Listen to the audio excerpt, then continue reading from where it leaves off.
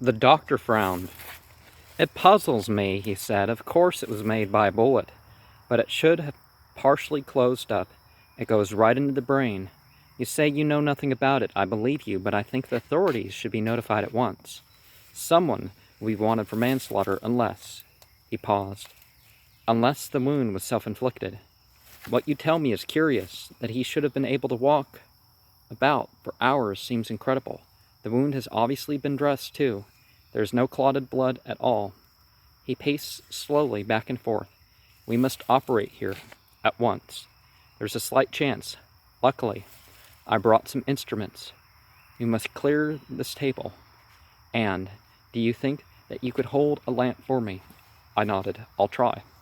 I said, "Good." The doctor busied himself with preparations while I debated whether or not I should phone for the police. "I'm convinced," I said at last, "that the wound was self-inflicted. Wells acted very strangely. If you are willing, Doctor, yes, we will remain silent about this matter until after the operation. If Wells lives, there will be no need of involving the poor chap in a police investigation." The doctor nodded. "Very well," he said. "We will operate first and decide afterward." Howard was laughing silently from his couch. "The police," he snickered. "Of what use would they be against the things in Mulligan Wood?" There was an ironic and ominous quality about his mirth that disturbed me. The horrors that we had known in the fog seemed absurd and impossible in the cool, scientific presence of Dr. Smith, and I didn't want to be reminded of them. The doctor turned from his instruments and whispered into my ear, "Your friend has a slight fever, and apparently it has made him delirious. If you will bring me a glass of water, I will mix him a sedative." I raced to secure a glass, and in a moment we had Howard sleeping soundly. "Now then," said the doctor as he handed me the lamp, "you must hold this steady and move it about as I direct." The white, unconscious form of Henry Wells lay upon the table that the doctor and I had cleared, and I trembled all over when I thought of what lay before me. I should be obliged to stand and gaze into the living brain of my poor friend as the doctor relentlessly laid it bare. With swift, experienced fingers, the doctor administered an anesthetic. I was oppressed by a dreadful feeling that we were committing a crime that Henry Wells would have violently disapproved, that he would have preferred to die. It is a dreadful thing to mutilate a man's brain, and yet I knew that the doctor's conduct was above reproach, and that the ethics of his profession demanded that he operate. Oh, don't. Your ethics are always your own ethics. So don't let anybody say, "Oh, as this," or even if that's right, you know. "We are ready," said Dr. Smith. "Lower that lamp. Carefully now." I saw the knife moving in his competent, swift fingers. For a moment I stared, and then I turned my head away. What I had seen in that brief glance made me sick and faint. It may have been fancy, but as I stared at the wall, I had the impression that the doctor was on the verge of collapse. He made no sound, but I was almost certain that he had made some horrible discovery. "Lower the lamp," he said. His voice was hoarse and seemed to come from far down within his throat. I lowered the lamp an inch without turning my head. I waited for him to reproach me, to swear to me, perhaps, but he was as silent as the man on the table. I knew, though, that his fingers were still at work, for I could hear them as they moved about. I could hear his swift, agile fingers moving about the head of Henry Wells. I suddenly became conscious that my hand was trembling. I wanted to lay down the lamp. I felt that I could no longer hold it. "Are you nearly through?" I grasped in desperation. "Hold that lamp steady." The doctor screamed the command. "If you move that lamp again, I won't sew him up. I don't care if they hang me. I'm not a healer of devils." I knew not what to do. I could scarcely hold the lamp, and the doctor's threat horrified me. "Do everything you can," I urged hysterically. "Give him a chance to fight his way back. He was kind and good once." For a moment there was a silence, and I feared that he would not heed me. I momentarily expected him to throw down his scalpel and sponge and dash across the room and out into the fog. It was not until I heard his fingers moving about and again that I knew that he had decided to give even the damned a chance. It was after midnight when the doctor told me that I could lay down the lamp. I turned with a cry of relief and encountered a face that I shall never forget. In 3/4 of an hour the doctor had aged 10 years. There were dark hollows beneath his eyes, and his mouth twitched convulsively. "He'll not live," he said. "He'll be dead in an hour." I did not touch his brain. I could do nothing. When I saw how things were, I sewed him up immediately. "What did you see?" I half whispered. A look of unutterable fear came into the doctor's eyes. I saw, his voice broke, and his whole body quivered. I saw, oh, the burning shame of it. Evil is that without shape. That is formless. Suddenly he straightened and looked wildly about him. "They will come here and claim him," he cried. "They have laid their mark upon him, and they will come for him. You must not stay here. This house is marked for destruction." I watched him helplessly as he seized his hat and bag and crossed to the door. With white, shaking fingers, he drew back the latch, and in a moment his lean figure was silhouetted against a square of swirling vapor. "Remember that I warned you," he shouted back, and then the fog swallowed him. Howard was sitting and rubbing his eyes. "A malicious trick, that," he was muttering, to deliberately drug me. Had I known that glass of water? "How do you feel?" I asked, as I shook him violently by the shoulders. "Do you think you can walk? You drug me and then ask me to walk? Frank, you are as unreasonable as an artist. What is the matter now?" Well, artists have their own reason, don't they? I pointed to the silent figure on the table. "Mulligan Wood is safer," I said. "He belongs to them now." Howard sprang to his feet and shook me by the arm. "What do you mean?" he cried. "How do you know?" "The doctor saw his brain," I explained. "And he also saw something that he could not describe, but he told me that they would come for him, and I believe him." "We must leave here at once," cried Howard. "Your doctor was right. We are in deadly danger, even Mulligan Wood, but we need not return to the wood. There is your launch." "There is the launch," I echoed. Faint hope rising in my mind. "The fog will be a most deadly menace," said Howard grimly, "but even death at sea is preferable to this horror." It was not far from the house to the dock, and in less than a minute Howard was seated on the stern of the launch, and I was working furiously on the engine. The foghorn still moaned, but there were no lights visible anywhere in the harbor. We could not see 2 feet before our faces. The white wraiths of the fog were dimly visible in the darkness, but beyond them stretched endless night. Lightless and full of terror, Howard was speaking.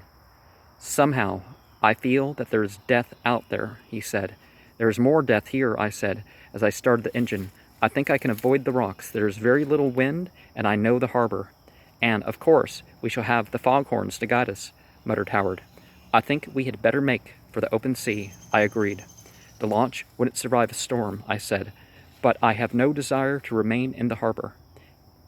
If we reach the sea, we'll probably be picked up by some ship. It will be sheer folly to remain where they can reach us." "How do we know how far they can reach?" groaned Howard. "What are the distances of Earth to things that have traveled through space? They will overrun Earth. They will destroy us all utterly." Vote the old ones, right? We'll discuss that later," I cried as the engine roared into life. "We're going to get as far away from them as possible. Perhaps they haven't learned yet. While they've still limitations, we may be able to escape."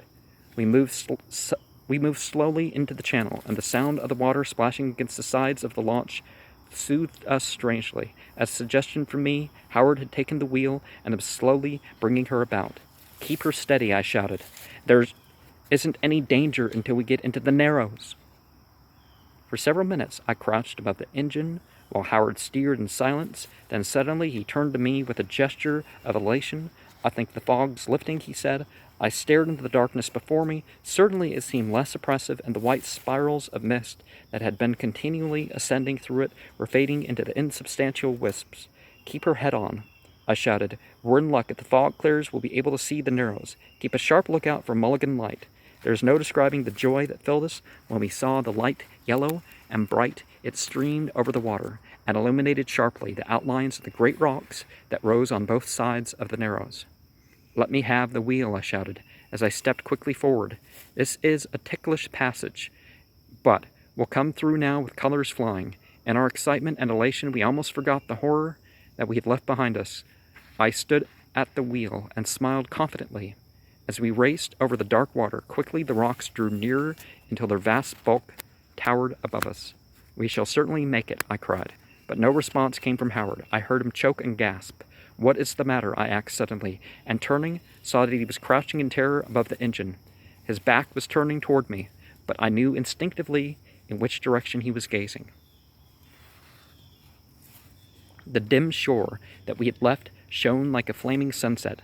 Mulligan Wood was burning. Great flames shot up from the highest of the tall trees, and a thick curtain of black smoke rolled slowly eastward, blotting out the few remaining lights in the harbor.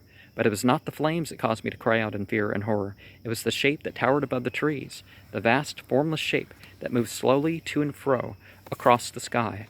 God knows I tried to believe that I saw nothing. I tried to believe that the shape was a mere shadow cast by the flames, and I remember that I gripped Howard's arm reassuringly. "The wood will be destroyed completely," I cried, "and those ghastly things with us will be destroyed with it."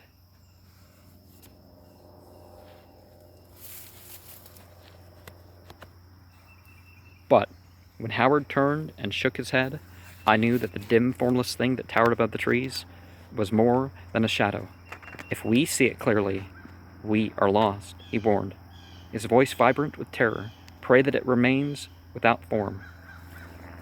It is older than the world, I thought, older than all religion. Before the dawn of civilization, men knelt in adoration before it. It is present in all mythologies. It is the primal symbol. Perhaps in the dim past, thousands and thousands of years ago, it used to, repel the invaders. I shall fight the shape with a high and terrible mystery. Well, if you're going to presume that it's your enemy, has it declared such yet? Suddenly, I became curiously calm. I knew that I had hardly a minute to act, that more than our lives were threatened, but I didn't tremble. I reached calmly beneath the engine and drew out a quantity of cotton waste. "Howard," I said, "light a match. It is our only hope. You must strike a match at once."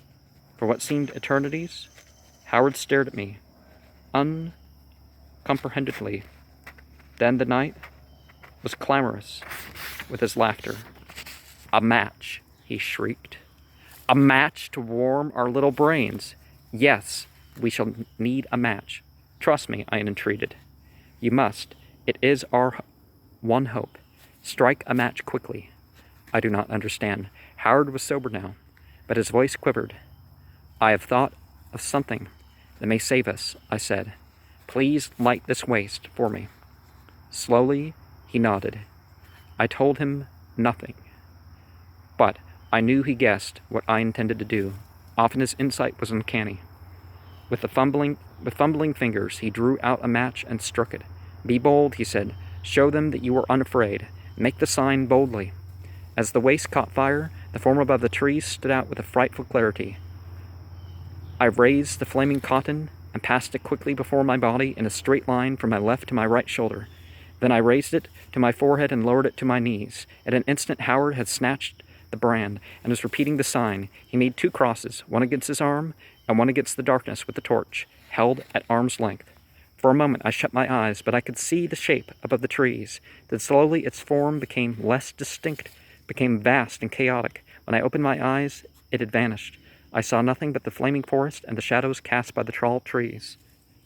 Perhaps some of these beings cause terror to get things done in the material world, even damage, right?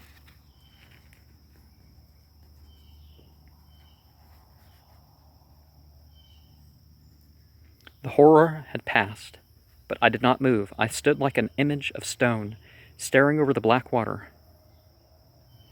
Then something seemed to burst in my head.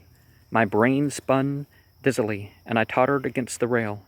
I would have fallen, but Howard caught me about the shoulders, "We're saved," he shouted. "We've won through, I'm glad," I said. But I was too utterly exhausted to really rejoice. My legs gave way beneath me, and my head fell forward. All the sights and sounds of earth were swallowed up in a merciful blackness. Howard was writing when I entered the room.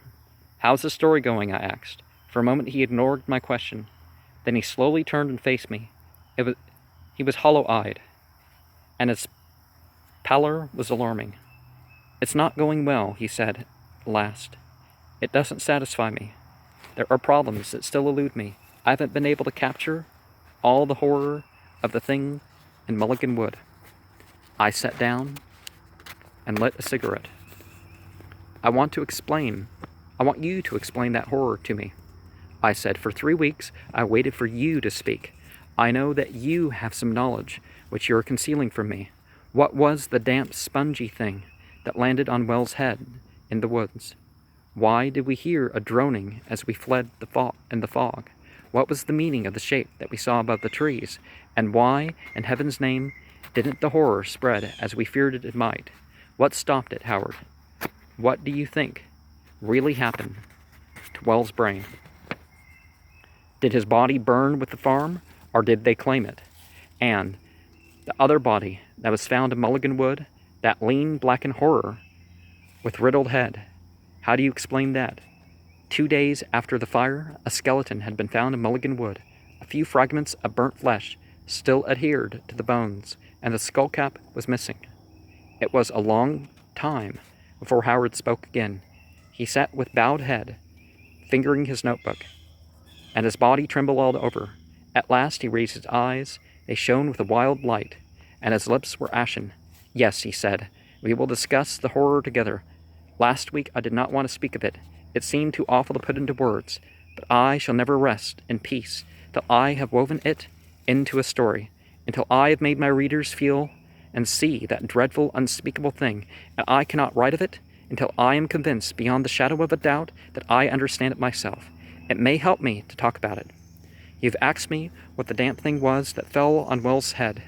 I believe that it was a human brain. The essence of a human brain draws out through a hole or holes in a human head. I believe the brain was drawn out by imperceptible degrees and reconstructed again by the horror.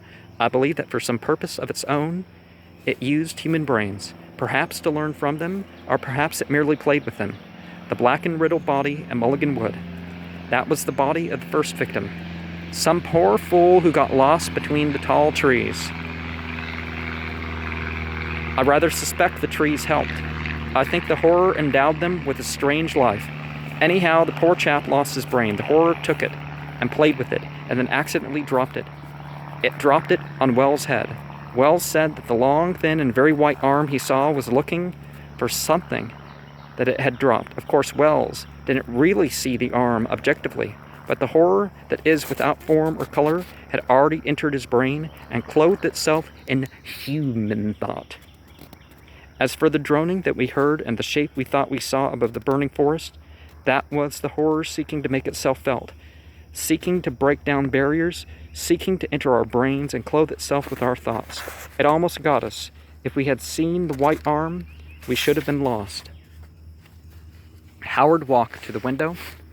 He drew back the curtains and gazed for a moment at the crowded harbor and the tall white buildings that towered against the moon.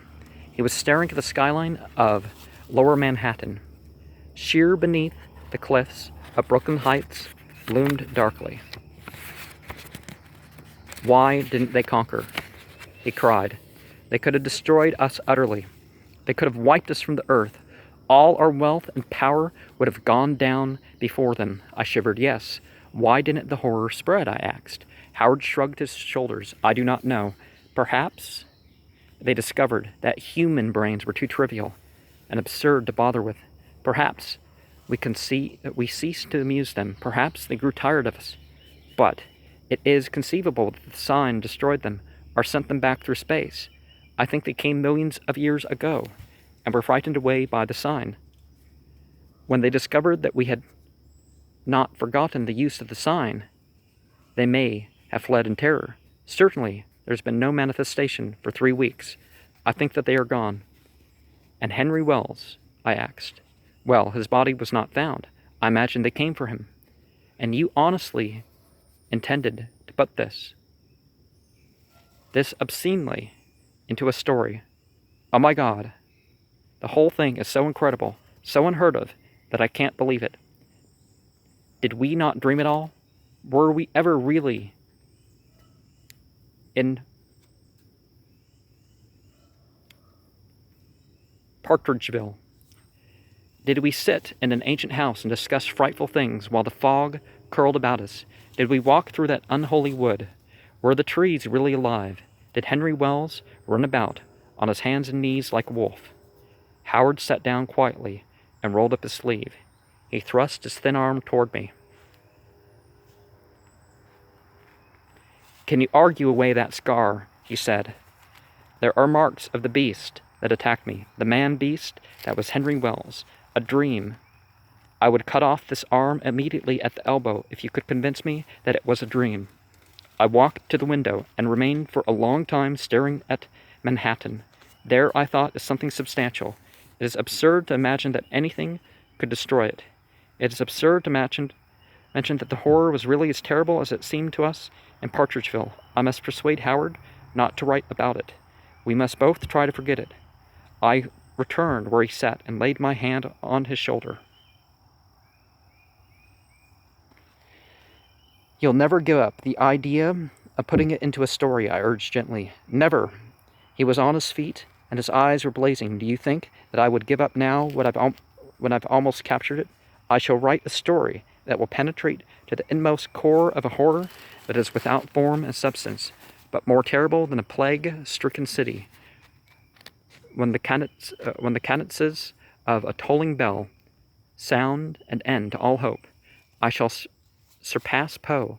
I shall surpass all the masters, surpass them, and be damned then.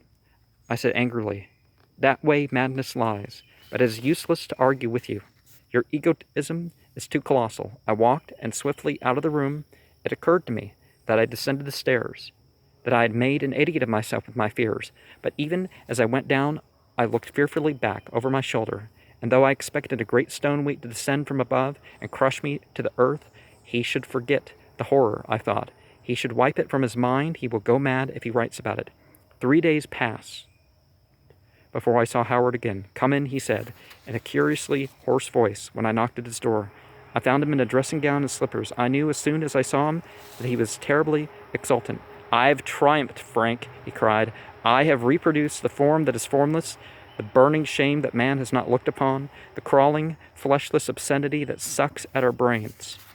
Before I could so much as gasp, he placed the bulky manuscript in my hands. Read it, Frank, he commanded. Sit down at once and read it.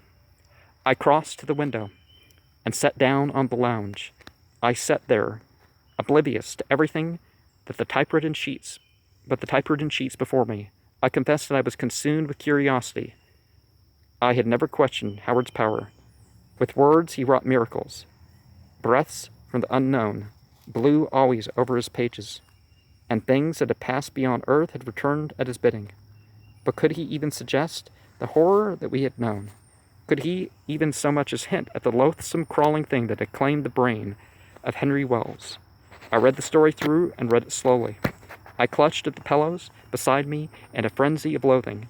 As soon as I had finished it, Howard snatched it from me. He evidently suspected that I desired to tear it to shreds. What do you think of it? He cried exultantly. It is indescribably foul, I exclaimed. It violates privacies of the mind that should never be laid bare. But you will concede that I have made the horror convincing. I nodded and reached for my hat. You have made it so convincing that I cannot remain and discuss it with you. I intend to walk until morning. I intend to walk until I am too weary to care, or think, or remember. It is a very great story. Part 3. It was past midnight when the telephone rang. I laid down the book I was reading and lowered the receiver. Hello, who's there? I asked. Frank, this is Howard. The voice was strangely high-pitched. Come as quickly as you can. They've come back. And Frank, the sign is powerless. I've tried the sign, but the droning is getting louder and a dim shape. Howard's voice. trailed off disastrously. I fairly screamed into the receiver, "Courage, man! Do not let them suspect that you are afraid. Make the sign again and again. I will come at once."